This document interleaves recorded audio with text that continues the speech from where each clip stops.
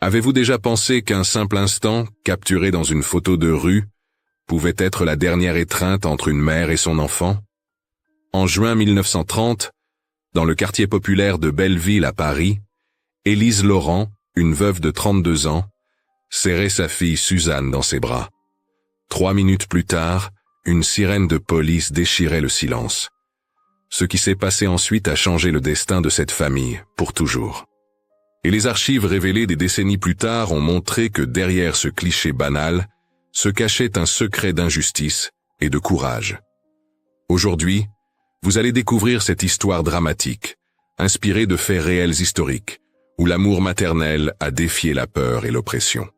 Avant de commencer, abonnez-vous à la chaîne, laissez un like et dites-nous de quelle ville vous nous regardez. C'est important, car chaque nouveau abonné et chaque commentaire nous aide à faire vivre ces histoires oubliées et à transmettre leurs leçons de vie. Cette photo a été prise 3 minutes avant qu'Élise Laurent ne voie sa fille pour la dernière fois. 3 minutes. Le temps qu'il faut pour dire « je t'aime ». Le temps qu'il faut pour que tout bascule. Si vous restez jusqu'à la fin de cette histoire, vous découvrirez comment une mère de Belleville a sacrifié tout ce qu'elle avait pour protéger l'unique personne qui donnait un sens à sa vie misérable. C'est l'histoire d'une femme qui, en juin 1930, dans les rues pavées de Paris, a fait un choix que personne ne devrait jamais avoir à faire. La photographie a été retrouvée en 1962, dans les affaires d'un certain Henri Lemoine, photographe ambulant du 20e arrondissement. Au dos, une inscription tremblante. Dernière photo avant l'injustice, Élise et Suzanne Laurent, les plus courageuses de Belleville. Mais regardez bien le visage d'Élise sur cette image. Ce n'est pas le sourire d'une femme heureuse. C'est le sourire de quelqu'un qui sait qu'elle embrasse son enfant pour la dernière fois. Les registres de la préfecture de police de Paris, conservés dans la Caïcha 1930B, révèlent qu'Élise Laurent, 32 ans, veuve, lavandière de profession, habitait au 47 rue de la Mare, un immeuble délabré où s'entassaient les familles les plus pauvres de Belleville. Mais ce que les registres ne disent pas, c'est qu'Élise cachait un secret qui pouvait détruire ou sauver sa fille de 7 ans.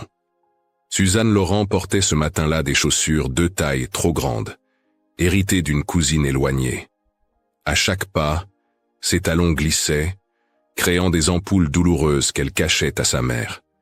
Elle ne voulait pas l'inquiéter davantage, parce que Suzanne, malgré ses 7 ans, savait reconnaître la fatigue dans les yeux de sa mère. Cette fatigue particulière des femmes qui portent le monde sur leurs épaules calgées. Les mains d'Élise racontaient leur propre histoire. Des mains rougies par l'eau de Javel, aux ongles cassés qu'elle tentait de dissimuler quand elle livrait le linge aux bourgeoises du 16e arrondissement. Des mains qui avaient lavé des milliers de draps, pour 12 francs par semaine, alors que le loyer de leur unique pièce en coûtait 8. Les mathématiques de la pauvreté ne mentent jamais. Mais ce que personne ne savait ce matin-là, pas même la petite Suzanne qui sautillait malgré ses chaussures trop grandes, c'est qu'Élise avait pris une décision 3 jours plus tôt. Une décision qui allait tout changer. Le commercial du marché, M. Bertrand, celui avec le bras maintenant en écharpe, n'était pas qu'un simple marchand. Les documents du ministère du Travail de 1930 confirment qu'il était aussi un formateur pour la police, chargé de surveiller les veuves suspectes d'activités subversives. Et Élise Laurent était devenue suspecte le jour où elle avait refusé sa protection. Henri Lemoine, le photographe, les connaissait bien. Chaque dimanche, il les voyait partager un unique croissant sur un banc du jardin du Luxembourg, là où l'entrée était gratuite. Il avait déjà immortalisé plusieurs familles du quartier, gratuitement, parce qu'il savait que ces photos seraient peut-être les seuls souvenirs qu'il laisserait. Ce matin-là, il les a interpellées près de la boulangerie de Madame Roussel. « Venez, mesdemoiselles, juste une photo, pour la beauté du geste. » Élise a souri, ce sourire fatigué des mères qui n'ont plus dormi depuis longtemps. Elle s'est penchée vers Suzanne, l'a serrée contre elle. Fort. Trop fort peut-être. Comme si elle voulait imprimer dans sa chair l'odeur de ses cheveux, la chaleur de son petit corps maigre. Suzanne a ri, « Maman, tu m'étouffes », mais elle s'est blottie quand même, heureuse de ce moment de tendresse rare. C'est exactement à cet instant que la sirène a déchiré l'air de Belleville. pas une sirène d'usine. Non. Celles-là, tout le monde les connaissait. C'était une sirène de police. Aiguë. Urgente. Mortelle. Le visage d'Élise s'est figé. Ses bras se sont resserrés encore plus autour de Suzanne. De l'autre côté de la rue, 2 hommes observaient. L'un d'eux, le bras en écharpe, pointait discrètement dans leur direction. L'autre hochait la tête. Madame Roussel, la boulangère, a tout compris en 1 seconde. Les femmes de Belleville avaient développé cet instinct de survie, cette capacité à sentir le danger avant qu'il ne frappe. Elle est sortie de sa boutique, s'essuyant les mains sur son tablier blanc devenu gris. Ses yeux ont croisé ceux d'Élise, un échange silencieux, une promesse muette. La voiture de police a tourné le coin de la rue, noire, luisante, étrangère à ce quartier de misère. Les enfants qui jouaient aux billes se sont dispersés comme des moineaux. Les femmes aux fenêtres ont fermé leurs volets. Belleville connaissait cette chorégraphie de la peur. Élise a murmuré quelque chose à l'oreille de Suzanne, des mots que le photographe n'a pas entendus, mais qu'il a vu se former sur ses lèvres. Des mots qu'une mère ne devrait jamais avoir à dire à son enfant de 7 ans. La petite a secoué la tête, s'accrochant plus fort à sa mère. Non, non, non. Ce mot répété comme une prière inutile. Les policiers sont descendus. 2 hommes en uniforme sombre, le visage fermé. Ils savaient ce qu'ils venaient faire. Dans les archives du 20e arrondissement, le rapport de juin 1930 mentionne une arrestation pour coups et blessures. Rien de plus. Mais les voisins se souviennent d'autre chose. Parce qu'il y a 6 mois, avant même l'incident du marché, Élise avait fait quelque chose d'impardonnable aux yeux de certains. Elle avait dit non. 6 mois plus tôt, en janvier 1930, Paris grelottait sous un hiver particulièrement cruel. Le thermomètre affichait moins 15 degrés, selon les relevés météorologiques conservés aux archives nationales. Dans le quartier de Belleville, les familles brûlaient tout ce qu'elles pouvaient trouver pour se chauffer. Les meubles d'abord, puis les livres, puis l'espoir. Élise Laurent travaillait alors pour plusieurs familles bourgeoises, lavant leur linge dans le lavoir communal de la rue des Cascades. 12 francs par semaine quand elle avait de la chance, 8 quand les clientes décidaient que le linge n'était pas assez blanc. Le census de Belleville de 1930 recensait 347 veuves dans cette situation. 73% vivaient sous le seuil de pauvreté. Élise faisait partie de cette majorité silencieuse. Mais Élise avait quelque chose que les autres n'avaient pas. Elle savait se battre. Pas avec les poings, non. Avec cette dignité farouche des femmes qui refusent de plier. Quand les autres baissaient les yeux devant les contremaîtres, elle les regardait droit dans les yeux. Quand on lui proposait des arrangements, elle répondait qu'elle préférait crever de faim debout que manger à genoux. Suzanne grandissait dans l'ombre de cette fierté maternelle. Le soir, quand elle n'avait que du thé et du pain rassis pour dîner, Élise inventait des histoires. Des histoires de princesses courageuses qui n'attendaient pas le prince charmant. Des princesses qui se sauvaient elles-mêmes. Suzanne écoutait, blottie contre sa mère dans leur unique lit, sous la couverture rapiécée qui sentait la javel et la fatigue. Ce que Suzanne ne savait pas, c'est que sa mère ne savait presque pas lire. Élise Laurent signait d'une croix tremblante les documents officiels. Les lettres qu'elle recevait parfois, elle demandait à Madame Roussel de les lui lire, prétextant avoir oublié ses lunettes. Mais elle avait appris quelques mots, juste assez pour enseigner l'alphabet à sa fille avec de vieux journaux récupérés. L'éducation était le seul luxe qu'elle pouvait offrir. Monsieur Bertrand, le marchand du marché de la rue de Ménilmontant, avait remarqué Élise bien avant l'incident. C'était un homme corpulent, toujours vêtu de noir, qui possédait 3 étals et une réputation. Les femmes du quartier savaient qu'il offrait sa protection. Un arrangement simple, quelques faveurs contre la garantie de manger tous les jours. Beaucoup acceptaient, pas par choix, par survie. Les archives de la Société de bienfaisance de Belleville mentionnent qu'en janvier 1930, Bertrand avait fait une proposition officielle à Élise. Devenir sa protégée, avec un logement plus grand, de la nourriture régulière, une école pour Suzanne. Le prix n'était pas écrit dans les documents, mais tout le monde le connaissait. Élise avait dit non, poliment d'abord, fermement ensuite, violemment enfin, quand il avait insisté en touchant Suzanne sur la joue, en disant quelle jolie petite elle deviendrait. Ce jour-là, dans le froid glacial de janvier, quelque chose s'était brisé dans le regard de Bertrand. Les hommes comme lui n'avaient pas l'habitude qu'on leur dise non. La petite Suzanne dessinait. Avec des morceaux de charbon récupérés près des voies de chemin de fer abandonnées, elle créait des mondes sur les murs du passage de la mare. Des fleurs géantes, des oiseaux impossibles, des soleils souriants. Les voisins ne disaient rien. Au contraire, ses dessins apportaient un peu de beauté dans la grisaille. Un marchand d'art du Marais, perdu dans le quartier, avait même dit qu'elle avait du talent. Mais le talent ne nourrit pas quand on a 7 ans et des chaussures trop grandes. Le déploiemento gravé de Suzanne en 1995, alors âgée de 72 ans, révèle des détails que les archives officielles ont omis. Sa mère pleurait la nuit, pensant qu'elle dormait, des sanglots étouffés dans l'oreiller pour ne pas la réveiller.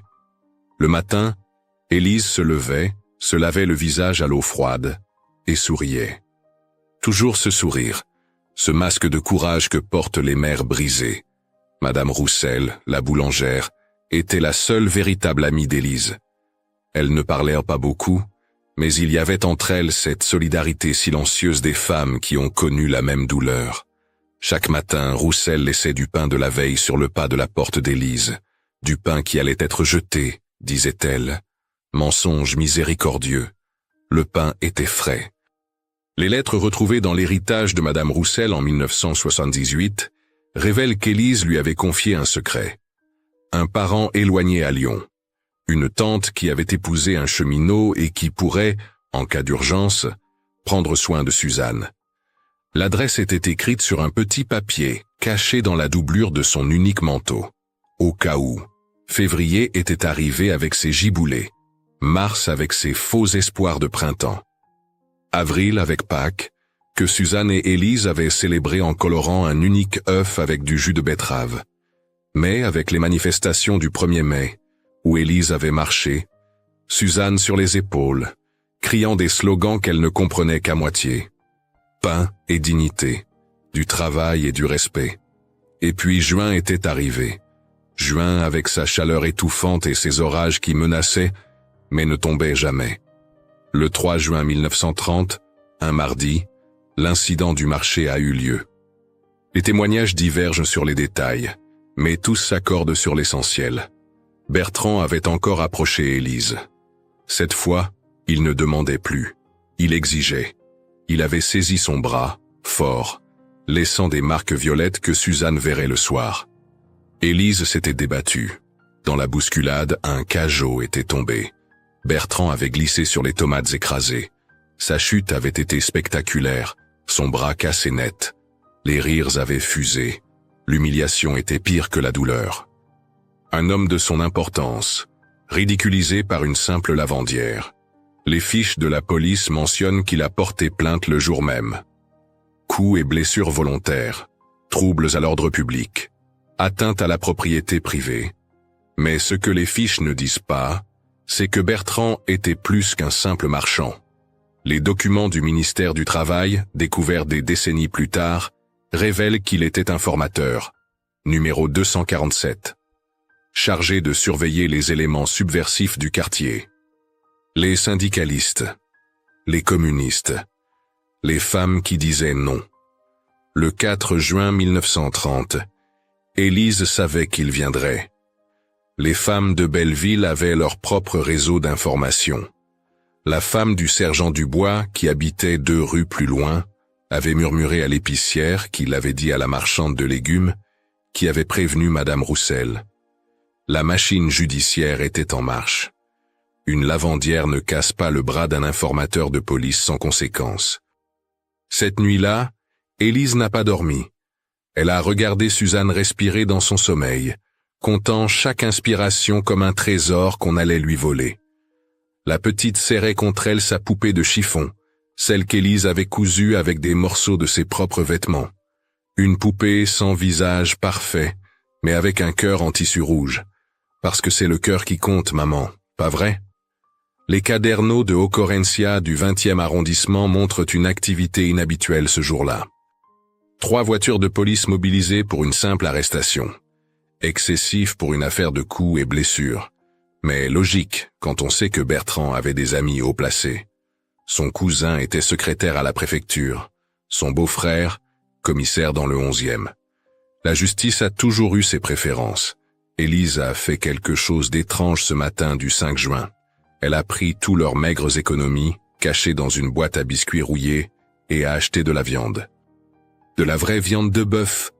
Pour la première fois depuis la mort de son mari, 3 ans plus tôt, elle a préparé un ragoût, avec des pommes de terre et des carottes. Un festin de riches pour leur dernier repas ensemble. Suzanne était aux anges. Elle a dévoré son assiette, léchant même la sauce avec son doigt, ce qu'Élise interdisait d'habitude. Mais ce jour-là, tout était permis. Elles ont même dansé après le dîner, sur la musique de l'accordéoniste de la rue qui jouait la Java bleue. Suzanne riait, ses pieds aux nus glissant sur le plancher usé. Élise la faisait tournoyer encore et encore, gravant dans sa mémoire le son de ce rire. Le 6 juin au matin, Élise a réveillé Suzanne plus tôt que d'habitude. Elle l'a habillée avec sa plus belle robe, celle du dimanche, rapiécée mais propre. Elle a tenté de discipliner ses cheveux rebelles avec un peu d'eau et beaucoup d'amour. Puis elle a fait quelque chose qu'elle n'avait jamais fait. Elle a donné à Suzanne le médaillon de sa propre mère.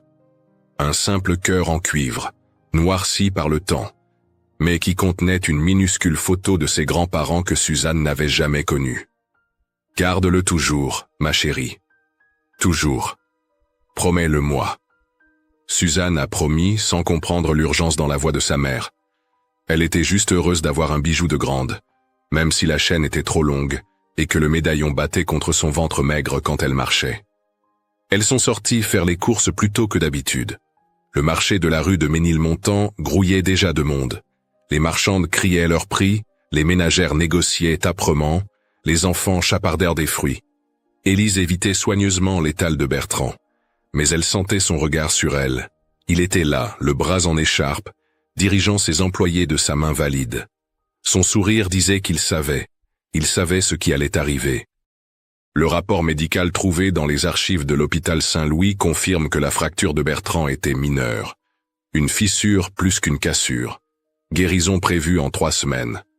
Mais il portait son écharpe comme une médaille, la preuve visible de l'affront qu'il avait subi. Les hommes de son espèce ne pardonnent jamais l'humiliation publique. Madame Roussel les a interceptés à la sortie du marché. Elle a glissé discrètement un paquet dans le panier d'Élise. Du pain frais et quelque chose d'autre, enveloppé dans du papier journal. Plus tard, Élise découvrirait 20 francs. 2 semaines de salaire pour la boulangère. Une fortune. Un adieu silencieux. C'est alors qu'Henri Lemoine les a aperçus. Le photographe ambulant arpentait les rues de Belleville depuis l'aube, cherchant des visages à immortaliser. Il connaissait Élise et Suzanne depuis longtemps. Il les avait déjà photographiées l'année précédente, lors de la fête de la Saint-Jean. Une photo qu'Élise gardait précieusement, le seul luxe qu'elle s'était permis. « Mesdames Laurent, un portrait ce matin. Le soleil est parfait. » Élise a d'abord voulu refuser. Le temps pressait. Elle sentait le danger approcher comme un orage d'été. Mais Suzanne suppliait « S'il te plaît, maman, s'il te plaît. » Et comment refuser quoi que ce soit à un enfant qu'on va perdre? Le moine a installé son appareil. Un vieil appareil à plaque qui nécessitait un temps de pause. Il fallait rester immobile. Ne pas bouger. Sourire si possible. Élise s'est penchée vers Suzanne, l'a prise dans ses bras. Fort, si fort que la petite a protesté en riant. Mais Élise ne relâchait pas son étreinte. Elle respirait l'odeur de ses cheveux. Cette odeur de savon bon marché et d'innocence. Elle mémorisait la texture de sa peau, la chaleur de son petit corps, le battement de son cœur contre le sien. Les documents du musée Carnavalet, où la photo est maintenant conservée, révèlent des détails invisibles à l'œil nu. Les mains d'Élise tremblent légèrement. Ses yeux ne regardent pas l'objectif, mais quelque chose au-delà. Suzanne, elle, sourit vraiment. Le sourire d'un enfant qui ne sait pas que son monde va s'écrouler dans exactement 180 secondes. Parce que c'est à ce moment précis que la sirène a hurlé. Une sirène de police. Différente des sirènes d'usine qui rythmaient la vie ouvrière. plus aiguë, plus menaçante. Le genre de sirène qui annonce que quelqu'un ne rentrera pas chez lui ce soir. Le visage d'Élise s'est transformé. Le masque de courage qu'elle portait depuis des mois s'est fissuré. La peur, la vraie peur, celle qu'on ne peut pas cacher, a envahi ses traits. Elle a serré Suzanne encore plus fort, comme si la force de son amour pouvait la protéger de ce qui arrivait. De l'autre côté de la rue, Bertrand s'était redressé. Son sourire s'élargissait. À côté de lui, son cousin de la préfecture hochait la tête. Justice serait faite. L'ordre serait rétabli. Une lavandière prendrait sa place. La voiture de police a tourné le coin de la rue. Le soleil se reflétait sur sa carrosserie noire, créant des éclairs aveuglants. Les gens s'écartaient sur son passage. Certains baissèrent la tête. D'autres regardaient, ce mélange de curiosité et de soulagement que ce ne soit pas pour eux. Madame Roussel est sortie de sa boulangerie en courant. Elle avait compris. Les femmes comme elle comprennent toujours. Elle s'est approchée d'Élise et Suzanne, essuyant ses mains pleines de farine sur son tablier. Ses yeux disaient ce que sa bouche ne pouvait pas. Je m'occuperai d'elle. Je te le promets. La voiture s'est arrêtée à exactement 3 mètres d'elle. Les fichas de admission à prison de la Petite Roquette enregistrent l'heure précise. 10h27 du matin. 2 policiers sont descendus. Le sergent Moreau et l'agent Petit. Des hommes ordinaires qui faisaient un travail ordinaire. Arrêter une femme ordinaire pour un crime ordinaire. Mais rien n'était ordinaire dans les yeux d'une enfant de 7 ans qui regardait sa mère être arrachée à elle. Élise a posé Suzanne à terre, doucement, comme on pose un trésor fragile. Elle s'est agenouillée devant elle, a pris son petit visage entre ses mains abîmées, les mains qui avaient lavé des milliers de draps, qui avaient construit une poupée de chiffon, qui avaient caressé ses cauchemars. Ses mains tremblaient maintenant. Écoute-moi, ma chérie. Écoute-moi bien, tu es plus forte que tu ne le sais, tu entends? Plus forte que tu ne le sais. Suzanne a secoué la tête. Non, non, non. Ce mot répété comme une litanie, comme si le refus pouvait changer la réalité. Ses petites mains s'accrochaient à la robe de sa mère, les jointures blanchies par l'effort. Le médaillon de cuivre battait frénétiquement contre sa poitrine. Madame Roussel s'est approchée. Elle a posé sa main sur l'épaule de Suzanne. Une main douce mais ferme. La main d'une femme qui a déjà vu trop de séparations. Viens, ma petite. Ta maman revient bientôt. Viens, on va manger des madeleines. Tu aimes les madeleines, non? Mais Suzanne ne lâchait pas. Ses ongles s'enfonçaient dans le tissu usé. Des larmes coulaient sur ses joues, silencieuses. Elle ne criait pas. Les enfants de Belleville apprenaient tôt que les cris ne servent à rien face à l'autorité. Le sergent Moreau s'est raclé la gorge. Madame Laurent, veuillez nous suivre sans faire d'histoire. C'est mieux pour tout le monde. Élise s'est relevée lentement. Elle a détaché délicatement les mains de Suzanne de sa robe. Doigt par doigt. Chaque séparation était une déchirure. Elle a embrassé ses petites mains. 1 fois, 2 fois, 10 fois, comme si ses baisers pouvaient se laisser une protection invisible. C'est alors qu'elle a fait le geste, rapide, discret. Elle a glissé un petit papier plié dans la poche du tablier de Madame Roussel. Un geste que seul l'objectif d'Henri Lemoine a capturé, sans qu'il en comprenne la signification. Ce papier contenait l'adresse à Lyon, l'attente, le dernier espoir. Les documents d'archives révèlent que ce papier ne serait découvert que 3 jours plus tard, quand Madame Roussel viderait ses poches pour laver son tablier. Mais quand elle le trouverait, elle comprendrait immédiatement. Et elle agirait. Suzanne s'est mise à chanter, doucement d'abord, puis plus fort. La chanson que sa mère lui chantait chaque soir, au clair de la lune, mon ami Pierrot. Sa voix d'enfant, claire et pure, s'élevait dans la rue soudain silencieuse. Même les policiers ont baissé les yeux. Il y a des moments où l'innocence devient une arme plus puissante que toute violence. Élise s'est retournée une dernière fois. Elle a souri. Ce sourire qu'on voit sur la photographie. Un sourire qui dit « je t'aime », qui dit « sois courageuse », qui dit « pardonne-moi ». Un sourire qui ment pour protéger. Henri Lemoine a appuyé sur le déclencheur à cet instant précis. Le claquement métallique a résonné comme une sentence. La lumière a figé ce moment pour l'éternité. Une mère et sa fille. Un amour plus grand que la peur. Une séparation déguisée en étreinte. Les policiers ont attendu qu'Élise monte d'elle-même dans la voiture. Pas de menottes. Pas de violence. Juste la force tranquille de la loi qui broie les faibles. La portière s'est refermée avec un bruit sourd. À travers la vitre, Élise regardait Suzanne. Elle articulait silencieusement les mots. « Je t'aime. Encore et encore. Je t'aime. » La voiture a démarré. Lentement d'abord, puis plus vite. Suzanne s'est échappée des bras de Madame Roussel. Elle a couru derrière la voiture. Ses chaussures trop grandes claquaient sur les pavés. Elle a couru jusqu'à ce que ses jambes ne puissent plus. Jusqu'à ce que la voiture disparaisse au coin de la rue de la Mare. Jusqu'à ce qu'il ne reste plus que le silence et l'absence. Les registros da delegacia locale mentionnent qu'Élise Laurent a été interrogée pendant 6 heures. Pas de violence physique. Les bleus ne se voient pas sur l'âme. Elle a signé des aveux. Une croix tremblante au bas d'un document qu'elle ne pouvait pas lire. Aveux de coups et blessures volontaires. Troubles à l'ordre public. Aucune mention de légitime défense. Aucune mention du harcèlement de Bertrand. Le soir même, elle a été transférée.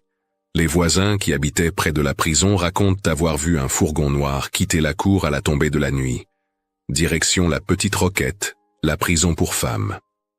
Mais les archives de la Petite Roquette ne mentionnent aucune Élise Laurent, comme si elle n'avait jamais existé. Suzanne a passé cette première nuit chez Madame Roussel. Elle n'a pas pleuré, elle n'a pas mangé. Elle est restée assise à la fenêtre, regardant la rue, attendant. Les enfants croient encore au miracle. Elle était sûre que sa mère reviendrait. Demain, après-demain ou plus tard. Les mamans reviennent toujours. Madame Roussel a trouvé le papier 3 jours plus tard. L'adresse à Lyon. Marguerite Durand, née Laurent. 23 rue de la Croix-Rousse. La tante d'Élise qui avait épousé un cheminot. Une femme qu'Élise n'avait vue qu'une fois, à son mariage, mais qui était la seule famille qui restait. La lettre que Madame Roussel a envoyée existe encore, conservée dans les papiers de famille des descendants de Marguerite. Une lettre simple, écrite par quelqu'un qui savait à peine écrire. Votre nièce Élise a eu des ennuis. Sa fille Suzanne a besoin d'un foyer. Venez vite ou elle sera placée à l'assistance publique. Marguerite est arrivée 2 semaines plus tard. Le voyage de Lyon à Paris coûtait cher, et il avait fallu convaincre son mari. Mais elle est venue. Le 20 juin 1930, elle a pris Suzanne par la main.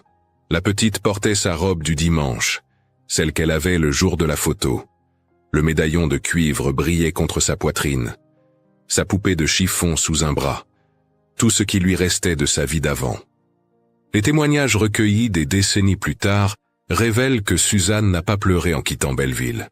Elle a juste demandé à Marguerite. « Maman va venir nous rejoindre à Lyon, hein ?»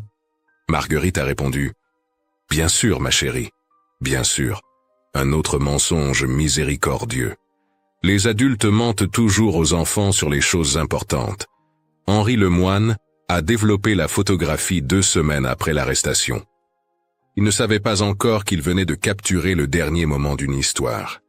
Il a affiché la photo dans sa vitrine, comme il le faisait toujours, pour que les gens puissent la commander s'ils le voulaient. Personne n'est venu la chercher. Bertrand a fermé son commerce 3 mois plus tard. Les documents fiscaux révèlent qu'il a été arrêté pour fraude. 5 ans de prison. Mais pas à la Petite Roquette. Non. Dans une prison pour hommes, où les conditions étaient meilleures. Où les visites étaient autorisées. Où on ressortait vivant. La justice a ses préférences. Elle a toujours eu ses préférences. Suzanne Laurent est devenue Suzanne Durand le jour de ses 8 ans. Sa tante Marguerite avait décidé qu'un nouveau nom l'aiderait à oublier. Mais comment oublier quand chaque sirène de police vous ramène à ce matin de juin? Comment oublier quand vos mains cherchent encore celle de votre mère dans le noir? Les années ont passé. Lyon n'était pas Paris. La Croix-Rousse n'était pas Belleville. Mais la pauvreté a le même goût partout, amer et persistant. Marguerite et son mari faisaient ce qu'ils pouvaient. Ils n'avaient pas d'enfants. Suzanne est devenue leur miracle tardif, même si ce miracle était né de la tragédie. Le Depoimento Gravado de Suzanne en 1995 révèle qu'elle a cherché sa mère pendant 40 ans. Chaque administration, chaque archive, chaque prison, rien. Élise Laurent avait disparu le 6 juin 1930 comme si elle n'avait jamais existé. Pas de certificat de décès, pas de libération, pas de transfert, juste le vide. Mais en 1970, Suzanne a fait une découverte. Dans les archives déclassifiées du ministère de l'Intérieur, elle a trouvé une liste. Prison de la Petite Roquette. Transferts spéciaux. Juin 1930. Pas de nom. Juste des numéros. Le numéro 247 avait été transféré vers une destination noircie à l'encre. Impossible à lire. 247. Le même numéro que celui de Bertrand comme informateur. Coïncidence ou message? Suzanne avait 57 ans quand elle a rencontré Henri Lemoine. Il était vieux, presque aveugle, vivant dans une maison de retraite à Montreuil. Elle lui a montré une reproduction de la photo, celle que le musée Carnavalet avait dans ses collections. Il a pleuré. À 83 ans, Henri Lemoine a pleuré comme un enfant. « Je me souviens de tout », il a dit. « Votre mère avait les mains les plus abîmées que j'ai jamais vues. Mais son sourire était celui d'une reine. Elle vous aimait plus que la vie elle-même. Ça se voyait, ça irradiait d'elle comme la chaleur d'un feu. Il lui a donné le négatif original, gardé pendant 40 ans dans une boîte en fer, avec une inscription au dos qu'il avait ajoutée après avoir appris l'arrestation. Dernière photo avant l'injustice. Élise et Suzanne Laurent, les plus courageuses de Belleville. Suzanne a aussi retrouvé Madame Roussel. 81 ans, toujours vivante, toujours boulangère dans l'âme même si ses mains ne pétrissaient plus. Elle vivait avec sa fille dans le 19e arrondissement. Quand elle a vu Suzanne, elle a dit « Je vous aurais reconnu entre mille. Vous avez les yeux de votre mère, ces yeux qui disent non à l'injustice. » Roussel lui a raconté ce que personne d'autre ne savait. 3 semaines après l'arrestation, elle avait reçu une visite. Un homme en costume noir. Pas un policier. Quelqu'un de plus haut. Il lui avait dit qu'Élise Laurent n'existait plus, qu'il valait mieux pour tout le monde qu'elle n'ait jamais existé, que si quelqu'un posait des questions, il y aurait des conséquences. Mais Roussel avait gardé quelque chose. Une lettre, arrivée 2 mois après l'arrestation, sans timbre, glissée sous sa porte la nuit. L'écriture était tremblante, mais c'était celle d'Élise. Elle avait appris à écrire. En prison, quelqu'un lui avait appris. « Ma chère amie, prenez soin de ma Suzanne. Dites-lui que je pense à elle chaque seconde, que je l'entends chanter dans mes rêves, que son courage me donne la force de continuer. Ne la laissez pas me chercher. Certaines portes ne doivent jamais être ouvertes. Certaines vérités sont trop lourdes pour les épaules d'un enfant. Qu'elle vive, qu'elle aime, qu'elle soit libre. C'est tout ce qui compte. » Elle, Suzanne, a lu cette lettre à 65 ans. Pour la première fois depuis ce matin de juin 1930, elle s'est autorisée à pleurer. Pas des larmes de tristesse, des larmes de compréhension. Sa mère n'avait pas disparu. Elle avait choisi de disparaître, pour la protéger. De quoi? Elle ne le saurait jamais. Et peut-être que c'était mieux ainsi. Les archives du ministère du Travail, ouvertes au public en 1990, ont révélé la vérité sur Bertrand. Il n'était pas qu'un informateur, il dirigeait un réseau. Prostitution forcée. Les veuves qui refusaient sa protection disparaissaient parfois. La police fermait les yeux, tout le monde fermait les yeux. Élise avait dit non, et elle avait payé le prix. Mais elle avait gagné aussi, parce que Suzanne avait survécu, était devenue institutrice, avait enseigné à des générations d'enfants que la dignité n'a pas de prix, qu'on peut tout perdre sauf son humanité, que l'amour est plus fort que la peur.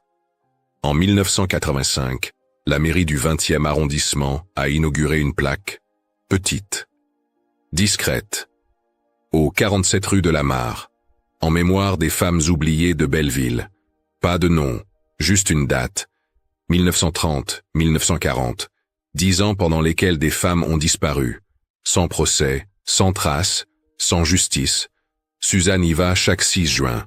Elle apporte des fleurs, pas des fleurs chères, des fleurs sauvages, comme celles qu'elle cueillait avec sa mère le long des voies ferrées. Elle reste quelques minutes, silencieuse. Puis, elle chante. Doucement. Au clair de la lune, mon ami Pierrot. La chanson qui avait fait baisser les yeux aux policiers. La chanson qui disait qu'une petite fille n'oublierait jamais. Le 3 mars 1995, Suzanne a enregistré son témoignage pour les Archives nationales. 2 heures et 37 minutes de souvenirs. À la fin, on lui a demandé ce qu'elle voulait que les gens retiennent de cette histoire.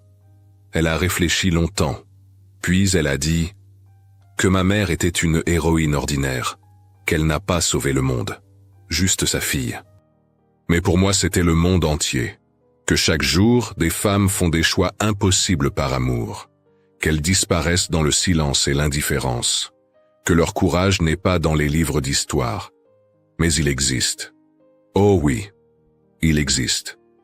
La photographie est maintenant dans un musée, protégée derrière une vitre. Les visiteurs passent, regardent, lisent la petite étiquette. Portrait de rue, Paris, 1930. Photographe, Henri Lemoine. Certains s'arrêtent plus longtemps. Intrigués par quelque chose dans le regard d'Élise.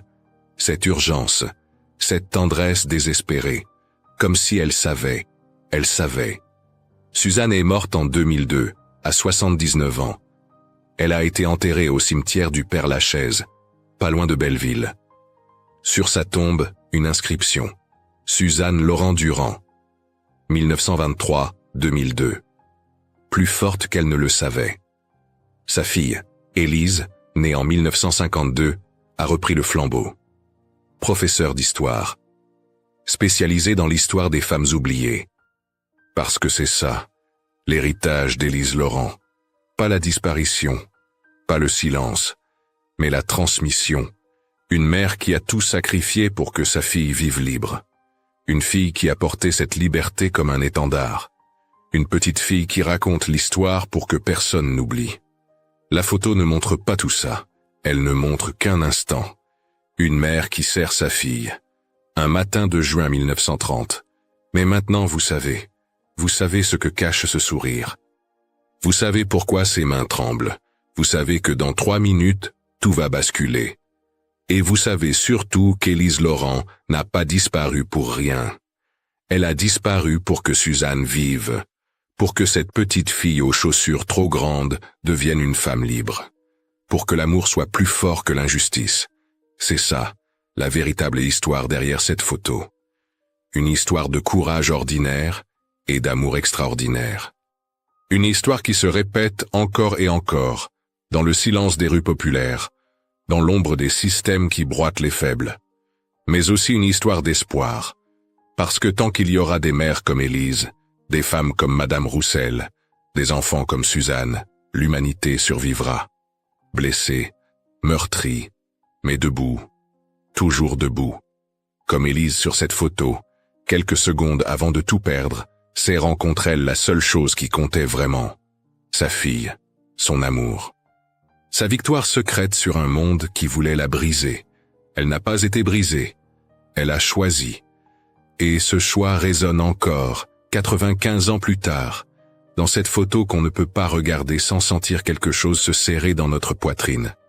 C'est le poids de l'amour maternel, plus lourd que toutes les injustices du monde, plus fort aussi. Avant de conclure, souvenons-nous que cette histoire, bien qu'elle soit une dramatisation inspirée de faits réels historiques, nous rappelle une vérité universelle.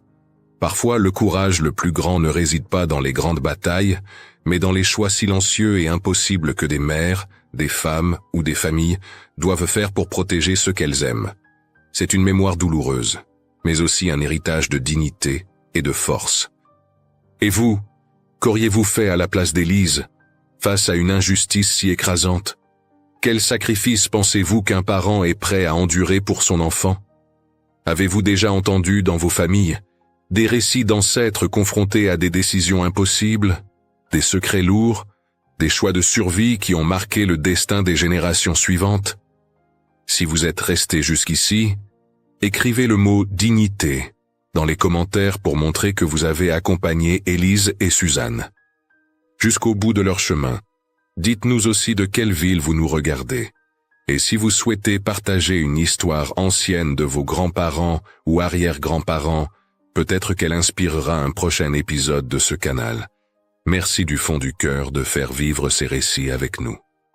N'oubliez pas de vous abonner à la chaîne, d'aimer cette vidéo, d'activer la cloche pour ne manquer aucune nouvelle histoire, et de partager ce récit avec ceux qui, comme vous, croient que la mémoire et l'amour sont plus forts que l'injustice. Enfin, cliquez sur le carton à la fin de cette vidéo pour découvrir d'autres récits tout aussi bouleversants.